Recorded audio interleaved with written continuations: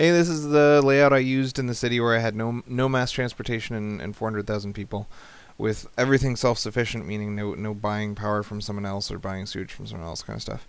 Um, so in the middle, you want to put everything where nobody really has to go there very often, right? So like garbage trucks, for example. Yes, 8 garbage trucks is a lot, but it's nowhere near 40,000 or anything. So and the same with tourist attractions. Like you might have 1,000 tourists, but that's nowhere near the commuter traffic. Because with 400,000 people, you got 40,000 people driving to work every day and 20,000 people driving to shops every day. So the really big, heavily used. You want to make sure that that commuter traffic, the heavily used roads, are not interfering with where your money comes from, because your money comes from your ability to recycle and then sell the alloy to the through the highway and to bring people in and all that kind of stuff. And also your buildings can't be built if you can't get in through the highway. So basically the idea is to get everything away from the highway so that the highway is constantly available for trading.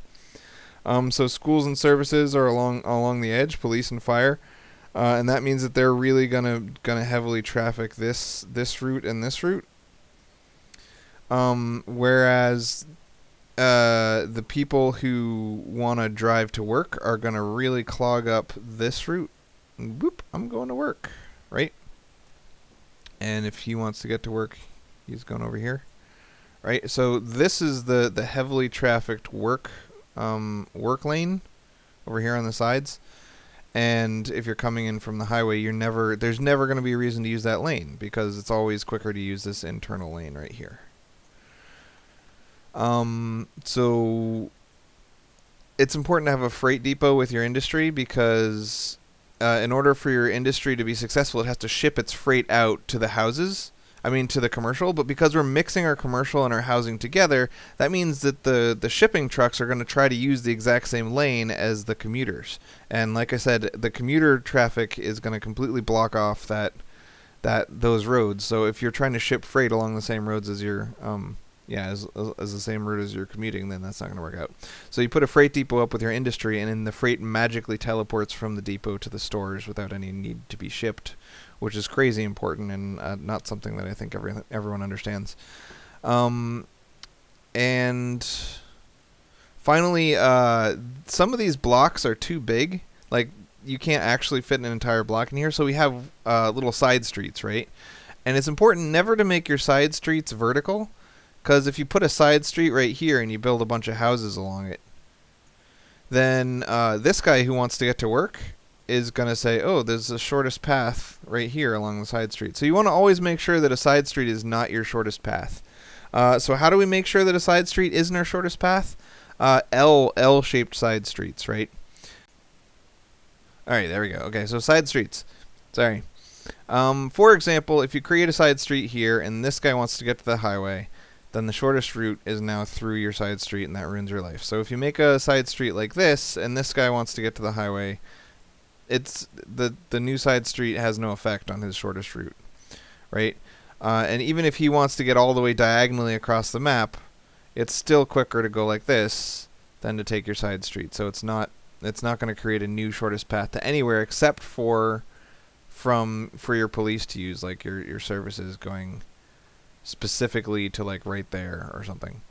And again, it may seem like your services cause a lot of traffic because their cars are always on the road, but we're talking like 40,000 commuters compared to only like maybe 15 service trucks.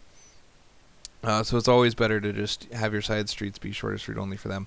Another thing you can do, if you find, like, for example, making a side street right here might not work so well, right? Because if somebody is here and they want to work here, then they might say, oh, this is my new shortest path to get to work, right?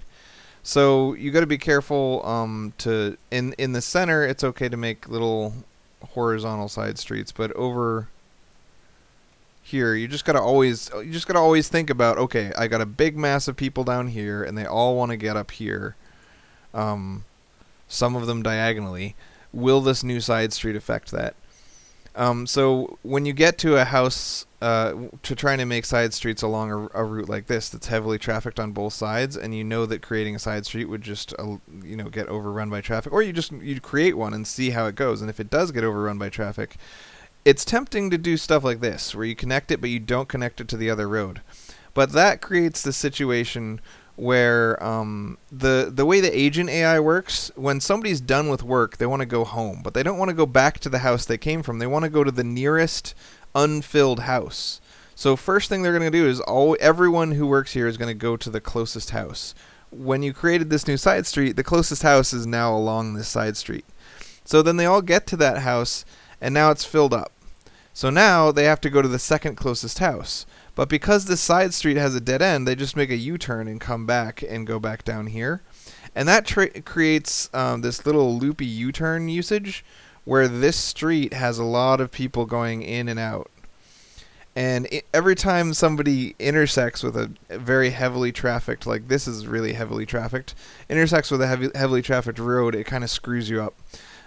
So what you want to happen is you create this little side street over here, and you want people coming looking to go home to get down here and say, oh, well, actually it's full. I'll just continue on my way down to the next closest house, which is over here. So it's okay for people to go through it, but when they're done going through it, you want them to be able to continue on down the road. So what you can end up doing, you never want a dead-end side street like this, but what you can do if you don't want to make a horizontal side street and have everyone heavily traffic it, is you can make an L-shaped side street that goes something like this, right? So this now created a new shortest path, yes, but it only creates a shortest path for somebody who's here trying to get to here, and nobody is over here trying to get to here. So that L-shaped side street is not going to be used, but for example, by someone who wants to get down here, or by someone who wants to get down here, right? So that's where L-shaped side streets can come in really handy, because now you have a guy who's working and he wants to go home, so he goes to the nearest unfilled house, right? And that's along your new side street. So he says, oh, this house is full, this house is full, this house is full, this house is full, this house is full. Okay. Well, all the houses were full. Instead of having to double back like I would if you didn't connect the road, I can go straight on through down to the next house. So try to picture these heavy paths in your mind whenever you're drawing your side streets, and make a side street that is in a shape that's not going to create a new shortest path for anyone, but is also not a dead end. I hope that helps. Merry Christmas. Another good example of L-shaped side streets that don't create new shortest paths is if you bypass an existing artery when you make the L, like this, because now somebody who's here and wants to get to that route, there's no reason to use your new side street, right? The only exception is that anyone who's here and wants to get all the way across the freaking map, of course they're going to use your new side street, but nobody wants to get diagonally across the whole map. Because there's always a closer industry by going straight up. So another example is right here.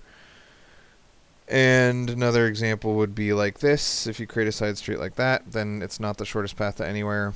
And I did the same thing with the actual industry a couple times. For example, like that. Basically, yeah. L's. It's all about L's. Another example is that. So if somebody wants to go from the highway to anywhere, there's no reason for him to take this new side street, right? Unless he's trying to get to somewhere actually along the side street. So that's what we're doing.